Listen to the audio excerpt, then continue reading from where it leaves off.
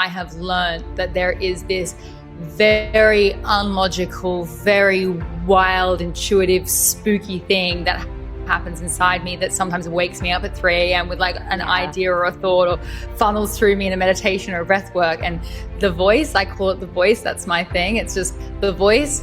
If the voice speaks, we listen, and we don't argue with the voice.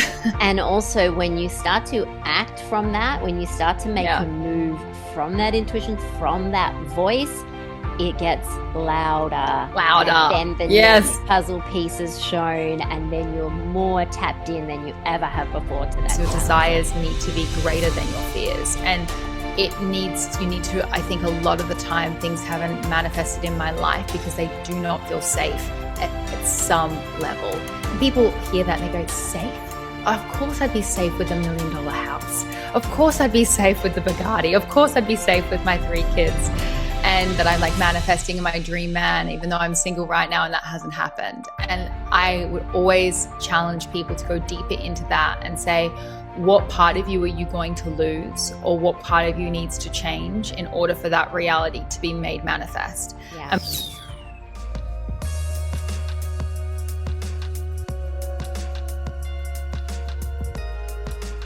Beautiful soul, I'm so pleased that you're here. Welcome to another episode of the Abundance Club. My name is Amy Wilkinson, and today I am joined by the gorgeous, incredibly magnetic, beautiful Rochelle Fox.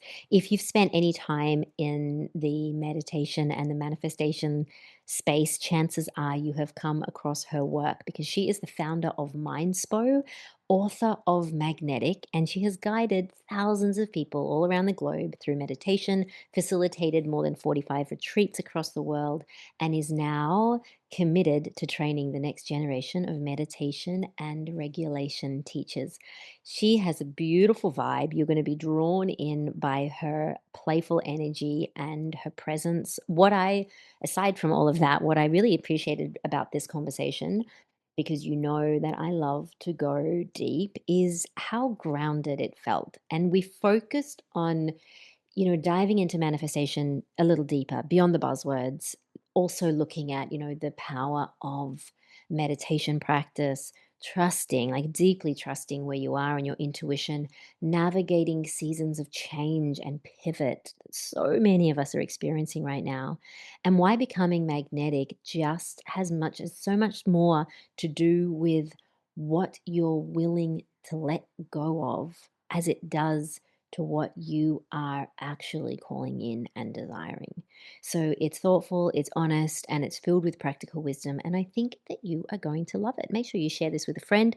Please hit the follow or subscribe button on whatever platform that you are listening to this on to stay in the club. So much more goodness is coming your way. Thank you for being here. Without further ado, let's dive into the episode. Okay, Rochelle, welcome to the Abundance Club. I feel like doing it in song because you've been singing. So welcome, my love. I jumped on this call with you and I've just been like, da, da, da, da, da, da. Thank you so much for having me. It's so nice to connect. It's a very happy vibe. I'm loving this. And we've been chatting already, so I've got a feel for you and your energy, and I'm really looking forward to this conversation. So I guess to begin with, I mean, you have built a really incredible body of work over the years from what I can see with Mindspo and your book and podcast and retreats, and now training meditation teachers. So I'd love to begin with just meeting you kind of where you're at right now with this season of life and business that you're in at the moment. And I know that you're living abroad, so I think that that's wonderful too. What feels most alive for you right now that you want to speak to? What do you feel is lighting you up that you feel really called to share just as we begin? Gosh, so much. I feel like it's interesting. Life has such a way of taking you through all these different chapters. And I always say that everything in life is a chapter, not a book. And I feel like with my life right now, I'm kind of coming full circle with a lot of the things that I wanted to do in, I guess, my career. And kind of one of the final chapters that I really wanted to do was this certification, which I was speaking to you about offline. And we're kind of in the process of doing all that at the moment. And that's been so nice because I've been in this space for over 10 years now, and I've been working with clients, just really working with people that want to learn meditation or want to grow or want to get into their personal development or on a self-love journey. And now I'm finally working with other people who actually want to help other people that actually want to, they're kind of at the point that I was 10 years ago, where they want to step into leadership, they want to step into coaching, or they want to step into teaching. And it's been a really interesting chapter because it brings me full circle to where I was 10 years ago. And it's funny when you go back and you realize we're always on a journey, right? I always say every level has another devil. So we're always healing something or moving through something. But it's been really nice to realize how far I've come with certain things, where it's funny with life, you sometimes wake up and you realize like, wow, I used to have that imposter syndrome for the last 10 years. And sometimes it's there when I do something, but it's not there every single day. Or you realize that you finally overcome that wound that was weighing you down. And I actually really feel like I'm there right now, which is really nice. I feel like a lot of and I think that comes with age as well. I think with age comes wisdom. And I think for women, with age comes just not giving a flying fuck about things, which is very, very nice as well. So I'm kind of at that stage right now, and I'm being a little bit more unapologetic about what it is I want to do, feeling a little bit more audacious about what I want to do, but also at the same time feeling so much more relaxed than I used to, which is really nice. I don't feel so much urgency. I feel like I had a lot of urgency for so many of like the last 10 years, and the urgency has kind of faded away, which is very nice, because I think sometimes, I don't know about other people, but for myself and a lot of the other women that I know in this space, we sometimes can be operating off this needing to get somewhere always. And I definitely was in that for very many years. And now I'm more just in a place of, I'm happy where I'm at, but I'm also excited for the future. But if nothing ever changes, then I'm also happy with where we're at right now, which is really nice. Yeah, 100%. What did it take for you to get to that place? Because I mean, this whole journey that we're on, this journey of like, it feels like this journey of becoming and peeling back the layers, like you mentioned, noticing. And I think that that's really powerful as well, when we actually take a pause and we look back and we notice how far we've come, because we're always focused on what we want to get to and the next goal. What did it take for you, and what did you need to really, I guess, embrace, but also strip back to get to that place where you can be? Because I think a lot of women strive for this, where you can be more unapologetic about going after what you desire, but at the same time, meeting that place of non-attachment. So what do you think, when you look back to that younger version of you, what do you think it took in this process of your becoming and unraveling for you to meet that version of you? Great question. The first thing I'd say is, you said a really key word, which is noticing. I think noticing along the way is really powerful. It's like stopping to actually be in the pause and actually stopping to be in the moment. Because I find if I go too fast and I don't actually be wherever I'm at, then I'm just going to keep going. And then you end up in this sort of never satiated, hungry ghost kind of mentality, where there is this like pit in your stomach that you're always trying to fill. You're always trying to find the next thing. And I think that you can be in that in any industry and in any sort of life. There can be this never ending searching for something. And I feel in this day and age more than ever, it's about pausing. Another big thing is getting really, really clear on like what success looks like for me, not what success looks like on Instagram, or what it looks like for other people, or what it looks like for my parent. Like back in the day, gosh, I used to have like the programming. I think it's our first programming always, like what success looked like to mum and dad. And that was, how would I make mum and dad proud by executing X, Y, and Z goal and then having them turn around. So it's kind of been for me this journey of really deciding like, what does it look like for me? And what does it look like for me if nobody's looking? That's been really big. So that's a huge one for me. If no one was to see what I was doing, what would successful be for me right now? That's been like a very deep layer that I've been in the last like 2 years. And then on top of that, I would say probably just doing the exact opposite of all the nice things that I'm saying that sound really great to get to, which is being like completely in the pursuit of wanting to fulfill this hole that I thought I had and needing to go and do all the things, and then realizing, that's really not getting me anywhere. So it's that beautiful yin and yang of like, okay, you get this wisdom from being in the exact opposite of it. So it sounds like, Yeah. oh, you get to this really nice place. But to get to the really nice place, you went to a place that was like probably not that aligned. Yeah. And admitting that you've been there. And I think sometimes you've got to go through it, or sometimes it's interesting in life. I feel like we live in such a cool time where sometimes I can circumnavigate, I feel, some of the hardest chapters that I thought I might have to go through just by listening to conversations like on your podcast or on anyone's podcast or reading books where you get this wisdom with enough knowing in your belly that you're like, okay, I'm not going to make that mistake because I've now seen several people in literature or online make that mistake and I know better now. But then there are some mistakes that we always just have to make on our own journey because for some reason they're destined for us in our DNA to go through and hurt. Yeah. And then we can look back and go, well, hang on a minute, was that a mistake or was that part of the Yeah. plan all the way along? I love that you mentioned something which has come up a little bit lately. And I love when these kind of messages just like circle back around again. And you mentioned that like doing the opposite. And I think that Mm. there's something really profound just in that, or at least it feels like it's a door unlocking, because I think when we can do the opposite, we are, no, I wouldn't say going against, like for what a better word, going against the conditioning, right? The conditioning of Mm. how, like, I think that this is what success looks like, and this is what I'm used to doing, and I will hustle in this way, or I will, go sacrifice my time, or whatever it is. People please, like, this is my mode of operating that we think is how we are meant to function. And there's an invitation there. And I love that you mentioned that when you actually start to then explore, actually, what would it be like if I went through this door and I did the Yeah. opposite, and what's possible there? Which brings me to this question about pivoting and being in a season of Yeah. pivoting. And I know you've probably done that. I certainly know that I've done that. I feel like we're in a season at the moment where, just because of where we're at in the collective and awakening, that many are feeling called to something more or to something different. Can you support Mm. us in understanding from your perspective how to meet that? Because I think so many women that are listening are in that pivot season, and Mm. there's something more, maybe hasn't become clear, or at least it hasn't fully materialized. What do you think is really happening in these kind of seasons of transition that many are feeling like they're in?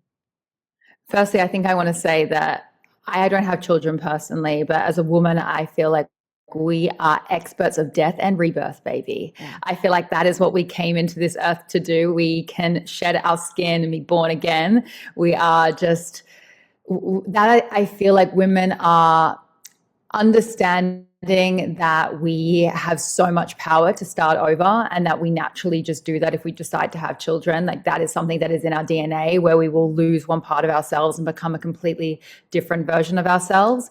And I think now women are kind of waking up into the fact that they can pursue so many different other avenues for themselves as well. And that with that has come this idea of like, well, I don't have to be one thing forever. I can actually change. I can reinvent myself. I have more options. I feel like the pivot season is such an interesting thing because I feel it takes a lot of courage to decide what you're doing isn't working anymore and that you want something more or you want something different. And I think that comes from like a deep understanding of I have needs, I have desires, and I'm going to be audacious about actually pursuing them and changing them. And sometimes I feel the thing I'm noticing a lot is I'm going to choose myself because I feel like a lot of pivots happen, I find, from a place of not actually honoring who you are and what your needs are, and then pursuing other people's needs, thinking that that's going to fulfill you or that's going to make you happy. And I think women are so naturally in service.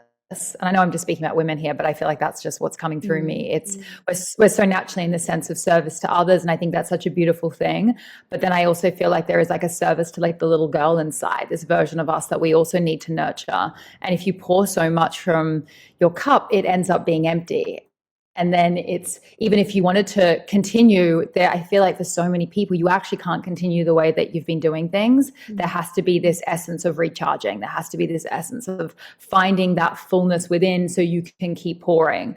And that's been really interesting. And I also just think that I really find it very exciting that so many of us are redefining what success looks like for us at different stages of our life, and knowing that it's funny. I'm in my mid-30s now. I'm 35, and I think that what Rochelle, and I have to laugh when I think about Rochelle at 25. Love her so much. Give her massive hugs regularly and meditations. But what Rochelle thought at 25 was going to make her happy and fulfill her, and what was success? Oh, honey, give it a decade. And I can't wait till I'm 45 or 55 or 65, because she's probably going to be hugging this version of me, being like, oh, honey. Yeah. I find that so nice that we can recognize that there is a different version of what we desire and what we want. I love that for us, because I think that that's wisdom, that's bravery, that's audacity, that's excitement, and it's also just truth. And I think that when you can actually be truthful for what you want, things are so much more exciting and brilliant, because we're not suppressing anymore. And I used to suppress a lot. I used to think like, oh, if I just did this, I'd make everyone happy, or if I just continued on this path. One thing I'm doing at the moment, just to talk to my own pivot seasons, is I've been running a Bali self-love retreat, an all-women's retreat in Bali for the last 8 years. I created the program 8 years ago, and I ran it myself for very many years, multiple retreats every single year while I was living in Bali. Over the last 2.5 years, I left Bali. I went and I wrote a book, and I went and traveled around the world while I was writing that book. And now I've settled in Budapest for the last 1.5 years. And over these last 2.5 years, I've had other facilitators, two very amazing in their own right, brilliant female space holders. They've taken the program that I created, and they've been running it in Bali. The program is exactly how I did it. It comes with a giant workbook. It's like this whole entire existing work on itself. We literally had one happen last week, and we have another one happening next week, and I'm not there. It's all running without me. This year we decided to close that program, and it was at the end of this year. We have 2 more left. We have all 3. We have one next week, then we have one in August and one in October, and then that program will be done. That was for me a massive pivot season. It felt like this death and rebirth of letting go of this program that now runs without me. My ego, oh my God, my ego was so attached to it. Oh, the ego's like, no, I need to keep this thing alive. And then I had all this guilt. I remember I've had multiple women when I run that program come up to me and say, this changed my life, never close this down. So in my heart, I'm like, oh, this is so impactful. But for my next season of where I want to go and where I want to take my company, it's not that program doesn't work, or that it's not something that is doing well. It's just more the fact of actually running something on another country while we want to do all these other things. It's really splitting my team's focus. And I've done it.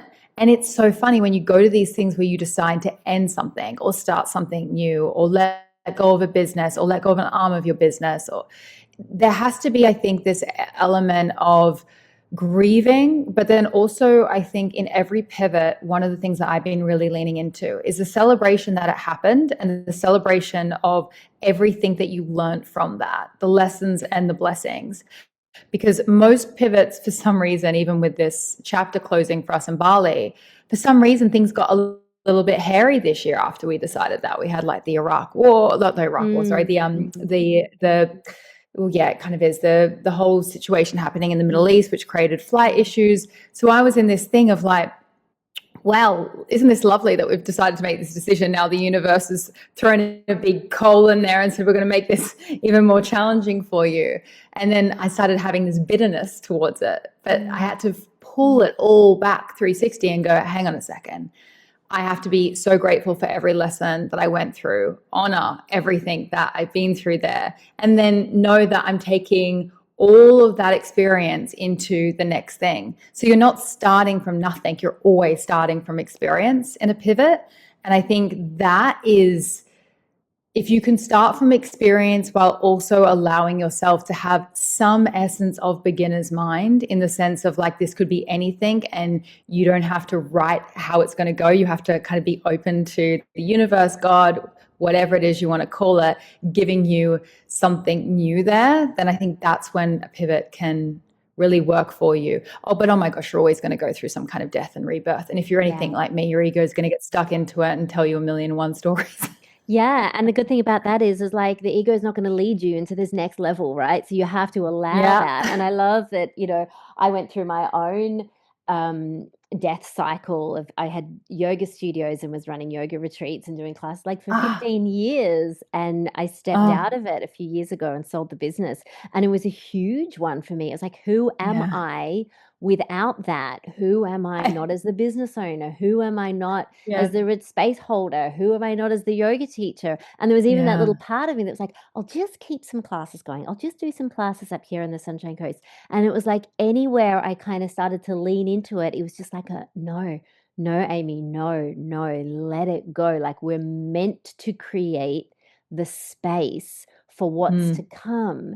And the universe is asking, like, can you trust enough to let go of this even if it's still working? And I love that you said that as Yes. well. Like, there wasn't anything that was particularly wrong. It was actually still incredibly prosperous and changing people's lives, but there is something more. And it's like God's going, you need some space here. We need to make some space for what's coming in. I think it's such an Yeah. important thing to speak to, because I think a lot of people will hold them back from taking that leap, making that step, because they'll look around and go, well, this is okay, it's working, it's providing me with financial abundance, it's blah blah blah, like feeding the ego in many different Mm. ways. um, and you said something really powerful, which is like having the courage, right? And it is that, it's having the courage to choose even when the evidence around you might be stacked against you, but you're choosing to make a decision on what you know, what you feel, rather than what the external world might be reflecting back to you. So I think that that's really powerful. Thank Yeah, and I think isn't that the kicker for so many of us, like intuitives or the ones that feel led by our heart? Because you try and explain that to someone like a business strategist, and they'll look at the numbers and be like, "Your intuition is great, but these are the numbers." And it's like, well, yeah, hi. So intuition and numbers, they sometimes say different you. things. And I Yeah. know this isn't going to make any logical sense, and I know you didn't get an accounting lesson on this, but trust me when I say that the intuition, we need to take that with more salt than the numbers right now. Yeah. And you'll see that down the track. And I really feel that Yeah. this is the paradigm that we are being led into more and more, is trusting Mm. soul intuition guidance, whatever you want to call it, trusting that over the logic, over the evidence. I mean, I can Yeah. speak to that forever. I just think it's so Same. important. Yeah. Giving it a voice at the table or a vote. That's the way I put it. I'm like, it Yeah. has to have a vote. The numbers, or however you're measuring, whatever metric you're doing. Okay, cool. Like, let's get logical. I'm a very logical person. I was raised by my father. My mother wasn't around when I was young. I have a man's brain in a woman's body, but also a lot of feminine energy as well. But I usually think very logically. But at the same point, I have learned that there is this very unlogical, very wild, intuitive, spooky thing that happens inside me that sometimes wakes me up at 3 a.m. with like an Yeah. idea or a thought, or funnels through me in a meditation or a breath work. And the voice, I call it the voice. That's my thing. It's just the voice. If the voice speaks, we listen, and we don't argue with the voice. You don't question, you just question. And also, when you start to act from that, when you start to make a Yeah. move from that intuition, from that voice, it gets louder. And Louder. then the Yes. next puzzle piece is shown, and then you're more tapped in than you ever have before to that channel. So that's really cool as well.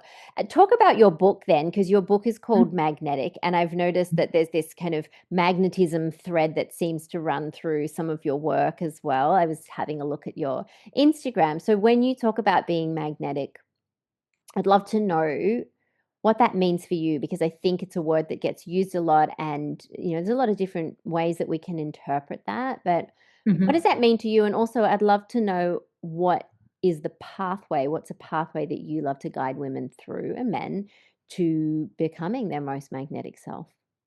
Love that. So yes, Magnetic is my book, The Secret to Manifesting Health, Wealth, Love, and Happiness. I teach a lot about being magnetic and magnetism. One of my core teachings of magnetism is that you are already magnetic. We are already magnetic. It's just that, how magnetic are we? And I think this is one thing that I see a lot in the personal development space, this idea of like, oh, I'm one day going to become magnetic. And I'm like, well, no, you're already magnetic, because a magnet has two poles. It's always attracting and it's always repelling. We are always in this yin and yang. And I feel like with magnetism, a lot of people are always talking about the attracting part. I want to magnetize things. I want to attract things. And that's great. I love that. I want to attract things as well. But I found in my own work and my own teachings that the more we can actually lean into the fact that we're going to repel people and be okay with that, and that a magnet does repel, and that maybe we'll repel the things that we don't want into our life, or the things that aren't aligned, or maybe we'll just repel things that don't necessarily make sense on why we're repelling them, but at an energetic level, like at a very subtle level, that thing wasn't meant for us. That's one of my core teachings of magnetism. How I describe being magnetic is that it all comes down to the subconscious mind. So we all have a subconscious mind, and that is really the source code of our existence. It is the thing that is running below our conscious awareness, that is really creating our reality. And when we can learn to work with our subconscious mind and our heart and our nervous system, we can really work in alignment to create the things that we desire into our existence. And I think for me, it's very interesting right now, because gosh, whenever you do anything in social media, it's like we live in these echo chambers, don't we? Where you start talking about magnetism, where you start talking about insert whatever it is here, and then your whole page ends up being, oh my gosh, everyone's doing this. I remember when I first started writing magnetic, and I saved what is it called, like a folder on Instagram where you were putting in all the different things, and then obviously Instagram's got, oh, she's really interested in the idea of magnetic and being magnetic. And then I was just inundated with everyone else's ideas of what it is. I also use that Instagram saving folder method to really hack my algorithm. One funny thing, as an Australian, you'll crack up that I'm doing this. I have a folder on my save folders called Neil the Seal, because I'm really fascinated with that giant seal in Tasmania that's like breaking down all of the street signs.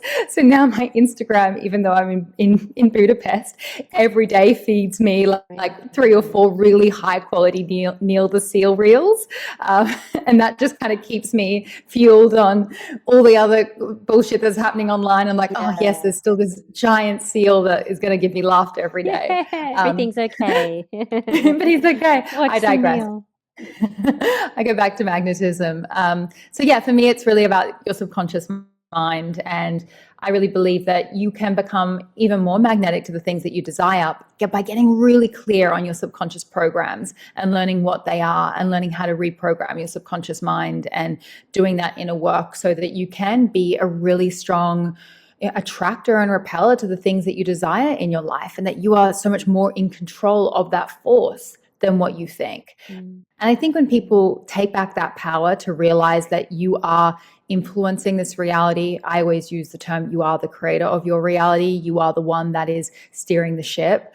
I think when you can take responsibility for the things that you can take responsibility for, and I'll be the first person to say, I don't operate from the belief that we're responsible for everything that happens in our life. I think that that's been a really interesting conversation that I've had in my own personal growth, and one of these like deeper manifestation teachings where I used to very flippantly say, like, you are responsible for everything in your life. And now I realize, well, hang on a second. There are some horrendous things that happened to me growing up. And there are some horrendous things that I know have happened to so many people in this world. And can we say that we're responsible for that, or we created that? No, I think that there is an element of what we are responsible for. And then there is an element of circumstance. And there is an element of something else. We're existing in this density in this world. But I feel like when you can take control of what you can take control of, and you can really dig within to figure out, what is it that I can influence? What is it that I can change? What is it that I can shift?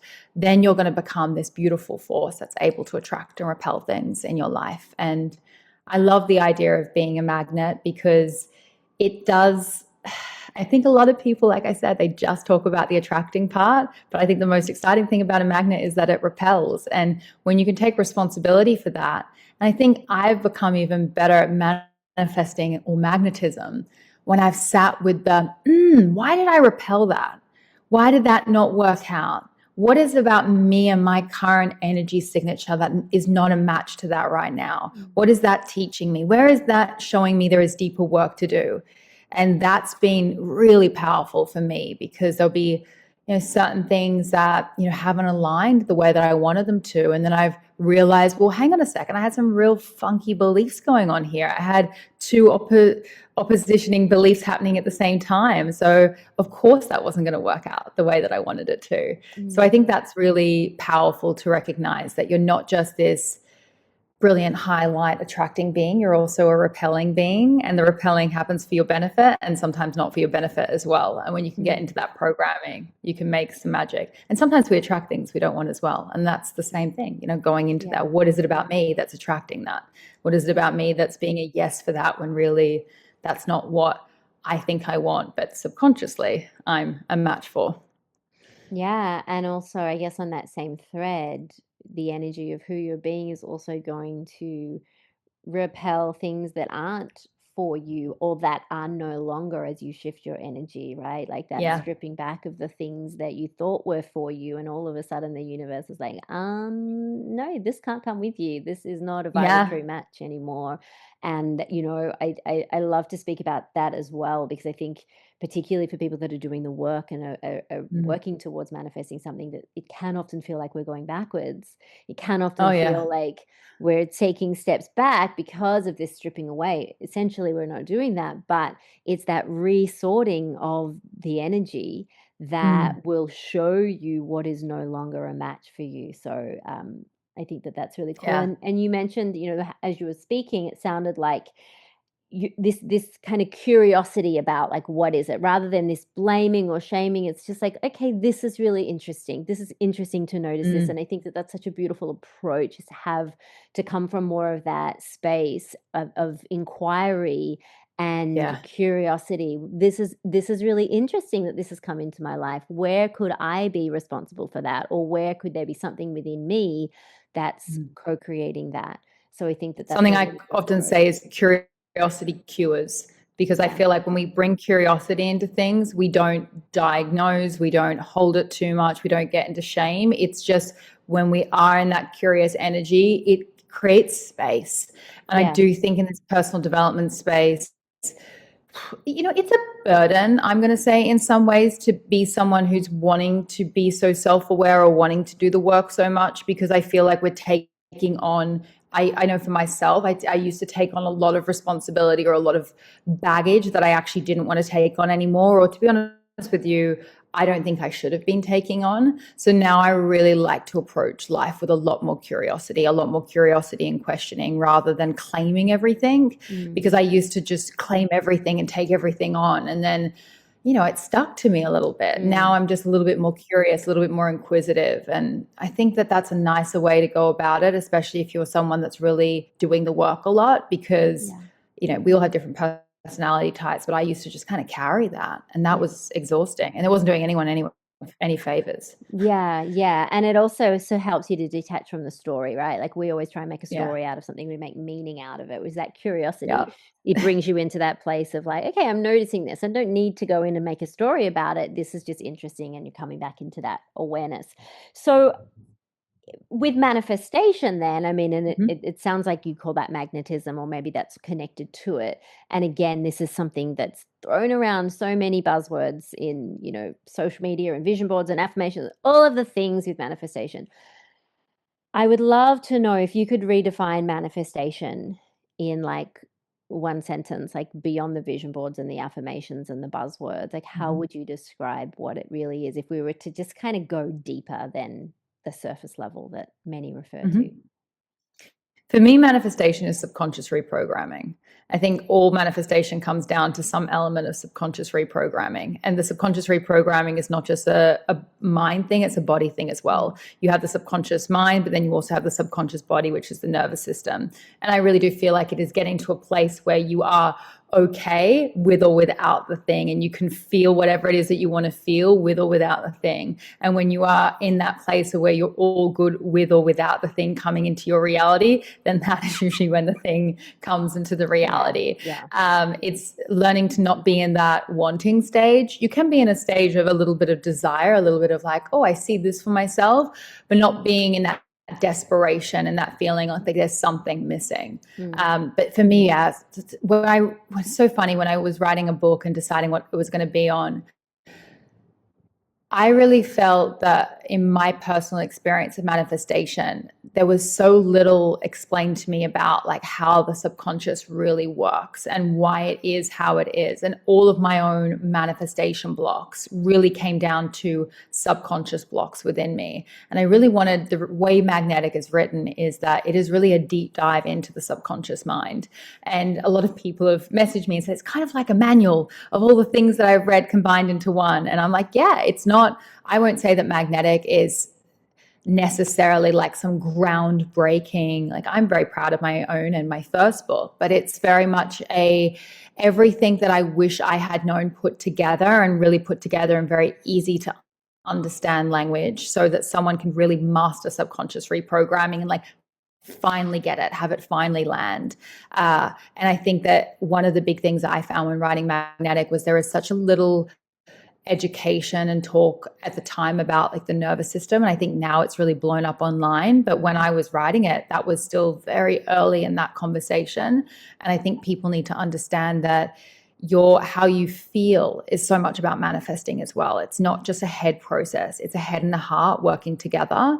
And when we get those two things in alignment, when you can get that beautiful vision, but then with that elevated feeling, and then you have that trust, like that's really when things are going to move through you. But if you've got that vision, but then you've got that absolute anxiety or panic or this feeling like, oh, I can't even feel safe doing that, then it's not going to make manifest. And I also think that a big part of manifestation, if in terms of a definition, I know this is a long winding definition because I'm just realized you asked for a short one. I'm like, I spoke a lot. But I think for me and for women especially, and a lot of my clients and just people I've worked with, it's safety. You need to feel safe in your desires. Your desires need to be greater than your fears. And you need to, I think a lot of the time things haven't manifested in my life because they do not feel safe at some level. And people hear that and they go, safe? Of course I'd be safe with $1 million house. Of course I'd be safe with the Bugatti. Of course I'd be safe with my 3 kids.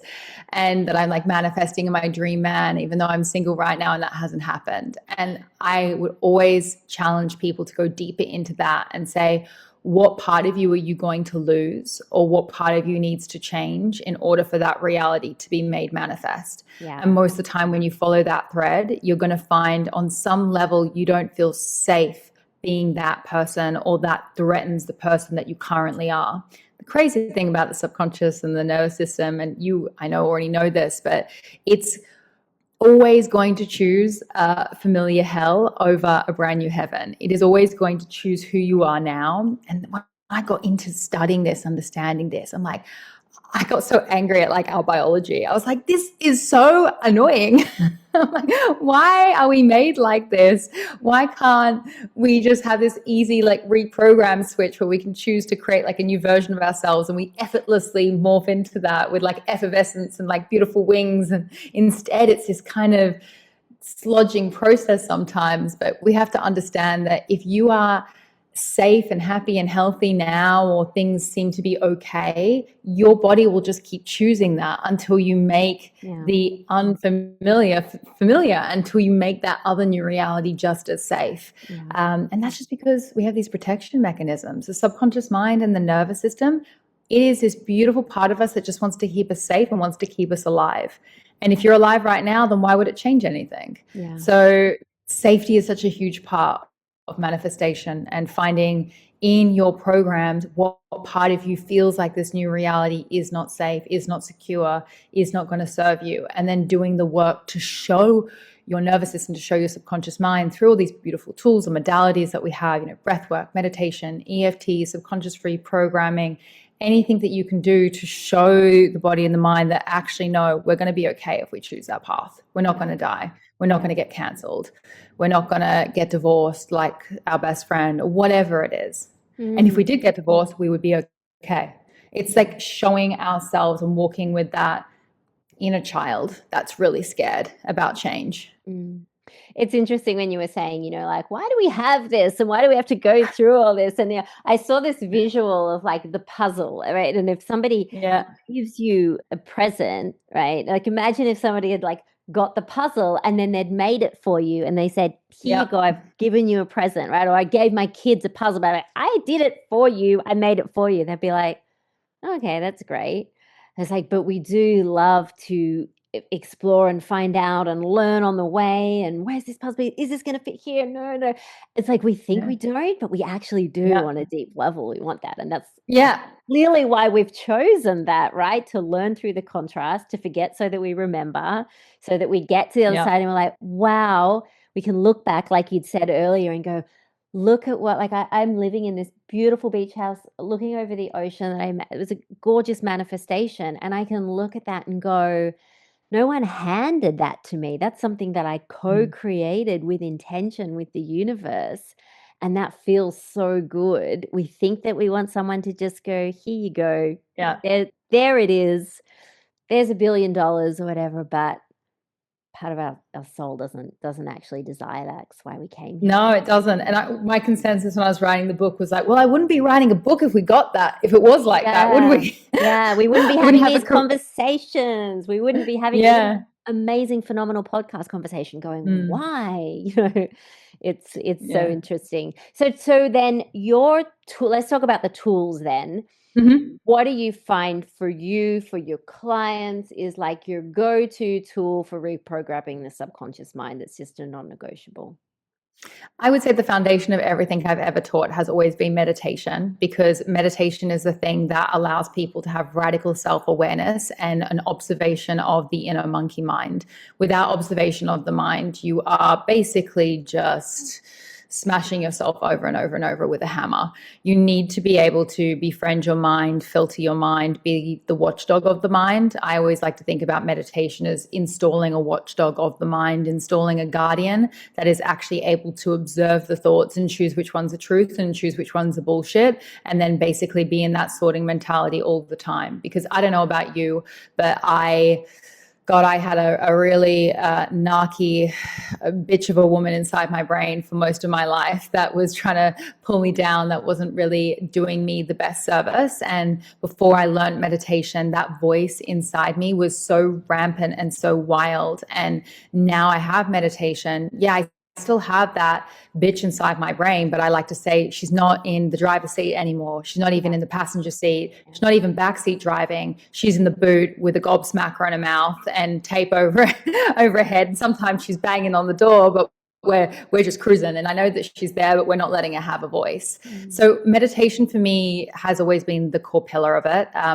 I don't just teach any type of meditation. I think any meditation is great. And I think that people will always find their different type. But I am the biggest advocate for a mantra-based meditation technique, which is what we teach at Mindspo. The Mindspo meditation technique is a mantra-based meditation technique.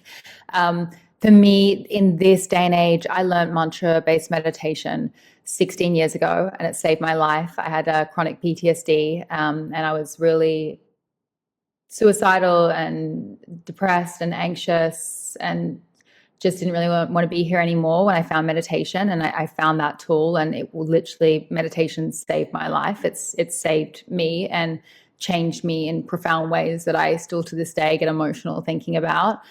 And I think more than ever, a mantra-based meditation technique is so important, because we have guided meditations and I think they've risen in popularity. I've been meditating for 15 years now. It's in this great development of, interest in these topics. But a lot of people just do guided meditations, and that's beautiful. It's a story, it's a visual. You're going on this journey, and I love guided meditations, and I teach them myself, and I have them on my app.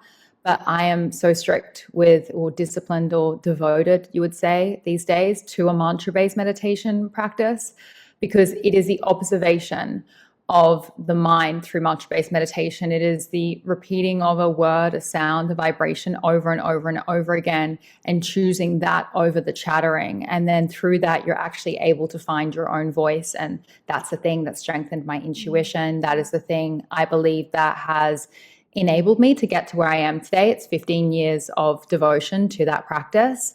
So that's my first thing I would always say, because without some kind of deepened awareness of the mind will always rule you. So it's about having that reign on that inner monster, that inner bitch, whatever you want to call it. It's about having that handle on that. And then from that, you're going to get so much clarity, I would say. Anyone who starts mantra-based meditation that hasn't, I think that is such a foundational thing that will shift so many things. And then from there, the things that I personally love, I love EFT, so emotional freedom technique. I'm a big tapper. I think so powerful. I used to be so scared of saying negative things out loud, but I don't know if your audience knows much about EFT, which is basically you're tapping on different meridian points in your body. And the thing I love about that modality is that, yes, it's somatic, but you're also saying the thing that you don't want to say out loud, the icky thing, the thing that usually we're told, like, love and light it, say the positive affirmation. It's like you tap at the top of your head and be like, I feel like a piece of shit today. And you know what? I've been really judging myself. And I keep looking at that girl's Instagram, whatever it is. You go into the icky, you meet yourself where you're at. So I love EFT. I also really love sleep subconscious reprogramming tracks. I know that sounds like a little bit, early thought movement, but the subconscious works in mysterious ways. It's really reprogrammed in a brainwave state called theta. And theta is a state that we come to right before we go to bed or as we're asleep. And then first thing really in the morning, it's that dreamy, sleepy hypnosis sort of state. And the thing that I find so interesting is if you go back in time with the personal development movement, you'll notice that like a lot of these old school personal development people that were kind of like the first emergence of this space, the new thought movement, they did a lot through audio. They did a lot through cassettes. Yeah. And I think this day and age, people are kind of like, oh, the cassettes, it sounds a bit woo. It sounds like it's not going to work. Let me tell you something. The thing that's not working at the moment is the fact that we're all on our phones so much and that we're all drinking so much coffee and so many stimulants and that we're not actually allowing ourselves to get into theta brainwave states because we're not in that space for long enough because most people wake up first thing in the morning and they'll check their phone. Most people go to bed at night and they're checking their phone 5 minutes before they go to sleep. So you have this doorway, this beautiful subconscious doorway in these two times when you're in these sleepy states or when you're taking a nap, where you can use these portals to reprogram your mind. Now, that's why people used to get so much success with these tapes, because people were in theta brainwave states so much more back in the day than what they are now because of the absolute incessant use of artificial light and the incessant use of phones and technology and the media that we watch now on Netflix. It's like if you're watching, insert whatever thriller you're watching on the TV right now before you go to bed, you're not getting into a theta brainwave state. Your brain's staying in high beta. You'd like to think it is, because if it's a good show, it's going to get you in that feeling. So I'm a big advocate for the old school ways of reprogramming the subconscious mind. They work, but you have to change your habits to have them work. And you'll be happier if you are allowing your brain to have more theta in your life, because you weren't meant to operate in beta brainwave states all the time. You weren't meant to be always on. And I think one of the reasons people are so exhausted and feel like they never rest is because you're not allowing your mind to naturally move through the functions and the states in your nervous system as it usually would, because we're doing things that are artificial to jack ourselves up all the time. So I love that. Other things that I love, gosh, so many. I am a very big advocate for something called manifestation movies. I've been using those for, I think, like 15 years now. Like 1 year after I started meditating, I made my first ever manifestation movie.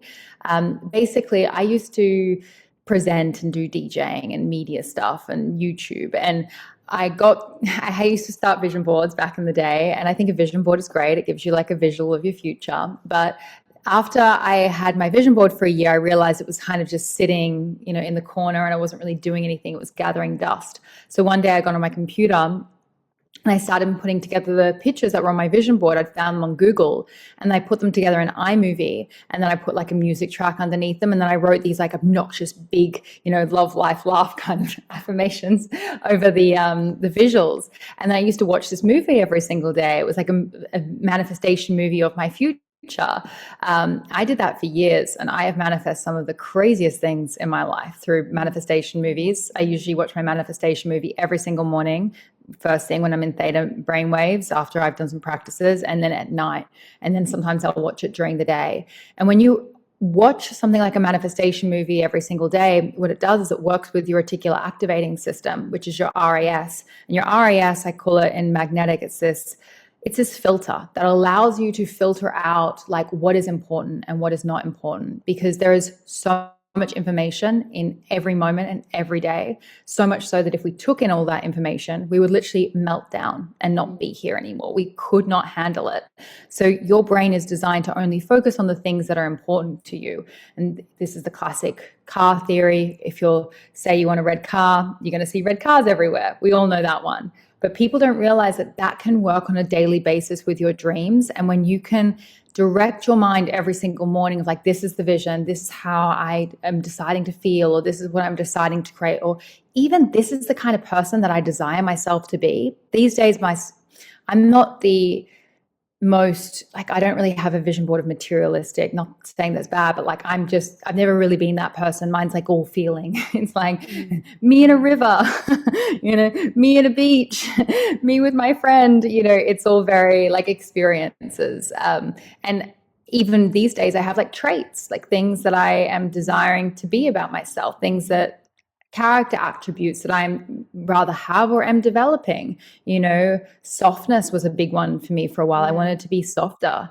But yeah, I created my app, the Mindspo app. We in COVID actually, when we were in a situation with our other businesses, we created an app to create manifestation movies. So I'm very big on those. Anything that you can do every single day to remind yourself where you're going and what you desire. Because if you don't program your own mind, a Fortune 500 company will program it for you. Instagram, TikTok, all these algorithms. There's a reason why I got on this call singing a song. And that was, we get things stuck in our heads through the stuff that we watch. So if you know that you can get a song stuck in your head and you can know what's trending on TikTok, just like you should know what's trending, not you should know what's trending on TikTok, but just like you might know what's trending on TikTok in your head, if you can do the same for your dreams and for your affirmations, for the things that you want to create, then I think that's when you're in a state of creation. And I always use that as an interesting thing. If I'm singing songs from trending reels in my brain more than what I am thinking about my reality, then actually the Fortune 500 company is the one that's directing my future rather than I am. Yeah. It's so true. It's so true. And it's the world that we're living in. And it's like, I would say to people, I mean, I'm all for people putting podcasts in their ears, and I do it as well. And I think it's just such a beautiful medium as well.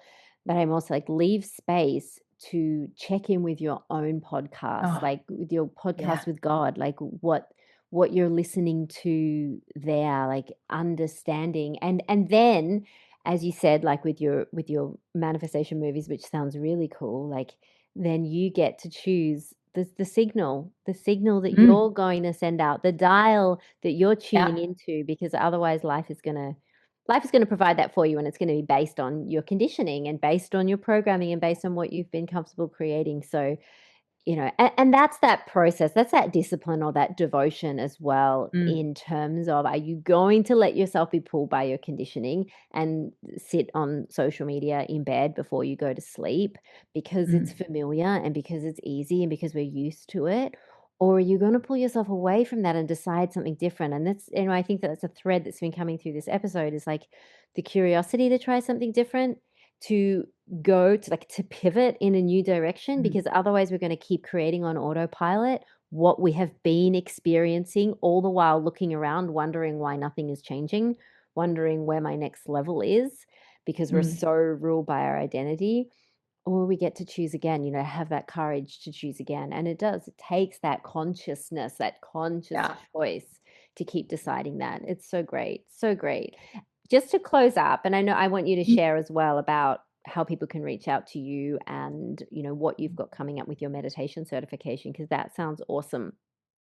But just to close these questions, like if a woman listening today is calling in her next level, she's calling in really something big for herself, more abundance, more impact, more joy, more visibility.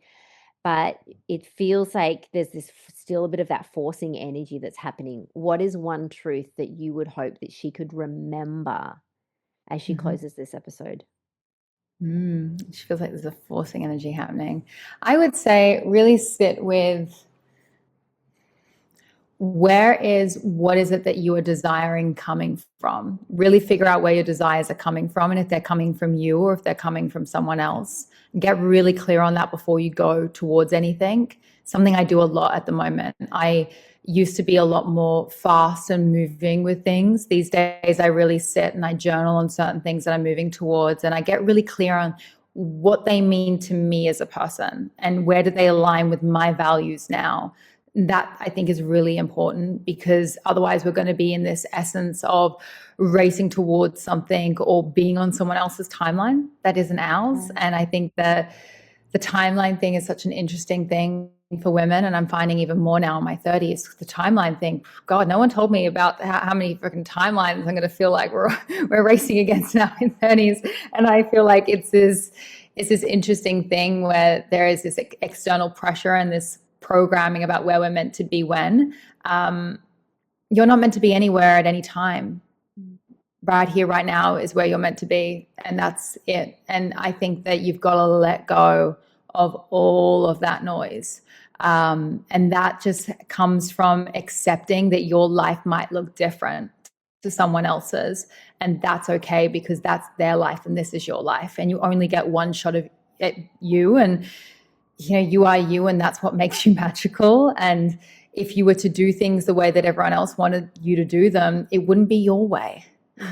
And your way is the way that it's meant to be. You're not meant to carbon copy someone else's life or someone else's career or have things on the same timeline as them. We're all unfolding in our own way, in our own magic, for our own growth, for our own journey, and no one else's journey is yours. And I think that's super important to remember.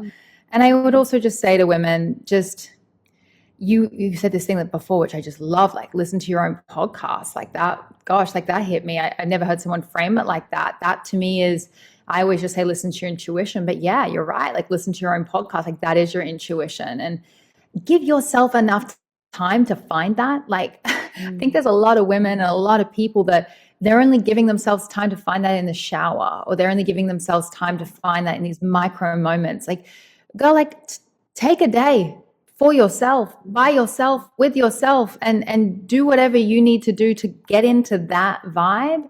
Like art, I feel like isn't so much about making art. It's about allowing yourself the time to be in the state where the art comes through.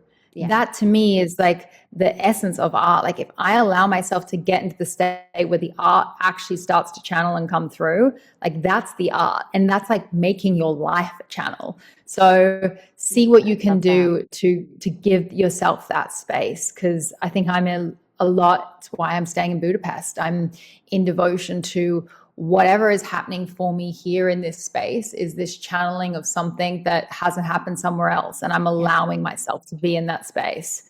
So yeah. Beautiful. I love that. I love that. Well put. So Rochelle, share how people can reach out to you, what you've got coming up, how people can get into your world with your meditation certification. Sure. All right. Many things. I think the first thing I just want to say, if anyone ever feels called to become a teacher or to step into their power, if they're looking for a career in mental wellness, meditation, visualization, nervous system regulation, my next chapter, I was sharing a little bit in this podcast about my chapter of closing down one element of my retreats business, not closing them all down, but just one chapter. I've really done that because I'm creating a meditation, or I have created a meditation teacher's certification. I'm on my third cohort now, and it has been the absolute beautiful next chapter that I'm so excited about. I've been in this space now for over a decade, and I've had over 1,000 retreat students from all around the world and thousands of students online. And I've learned so much doing what I've done, and I'm forever a student. I'll never sit here and say I've got it all figured out. I'm always on a journey of unfolding and learning things within myself, but I am so excited about teaching the next generation of teachers that really want to go out there and serve and be of service. And the thing I'm so excited about is right now that looks so different for so many people. I've got women in my certification that are mums that are just wanting to advance their own meditation, visualization, and regulation understanding so that they can help their mum group. And I'm like, holy moly, how amazing to like learn this, to share with your community.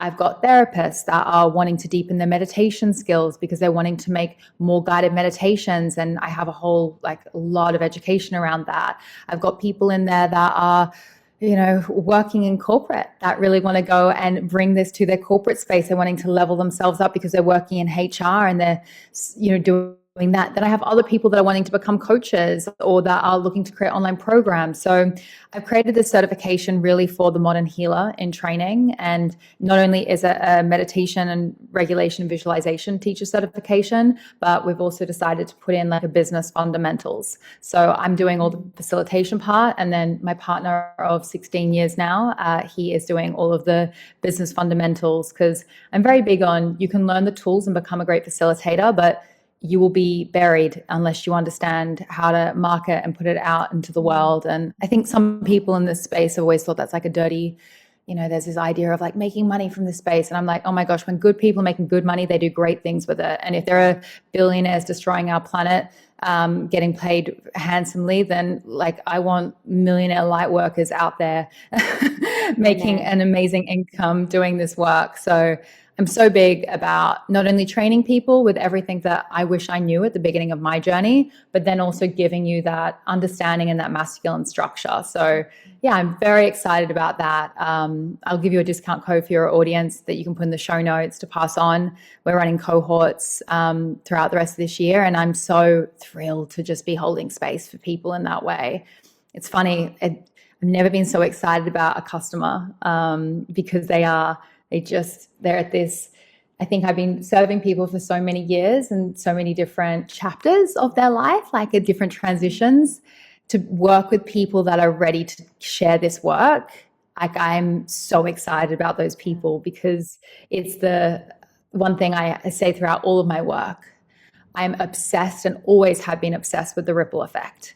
If I have taught anyone anything, the fact that they could teach someone else something and that could go somewhere else, and then that could be trickled down to like someone's daughter who was in like a dire state. Like we are all just part of this interwoven web, and we're all doing our own part, and we're all doing a part that not the other person could do. And you spoke about visuals. One of my most beautiful visuals I have in my head is this grid network. And I always think about every time someone steps into their light, they light up a part of the grid that would always have been black if they hadn't have gone in and put their light there. And that part of the grid will only ever resonate with certain people at a certain frequency. And I love that concept of us all just stepping into our own leadership or light in whatever form that looks like. And that doesn't always have to look like a traditional teacher. So yeah, I think we're in a really exciting point where we're all just kind of doing our part and doing our part in our own unique way. And that's exciting for me. Yeah, beautiful. Well said. Well said. And meditation is something I, for one, have done it every day for the last 20, 25 years. Like it's Oh, girl, you probably teach me a thing or two. I love talking to long-term meditators. Yeah, absolutely, 100%. And and even as a mom, to do it with your kids, and I mean, so for me, it's the cornerstone, right? It really is. So if you are, and whether that's something that you want to teach or just to be able to do for yourself, I mean, I believe that everybody needs to be able to have a meditation practice in this world. It brings us back to source and our essence, and reminds us of who we are, and that is the foundation of everything, right? So beautiful. Yeah. So good, Rochelle. Thank you so much for being here. I love your energy, and I love the way that you've framed different things and taking people on this journey, and just to get to know you a little bit more as well. So thank you. It's been really beautiful having you here. Pleasure. Absolutely loved it. Always a pleasure. Thank you so much.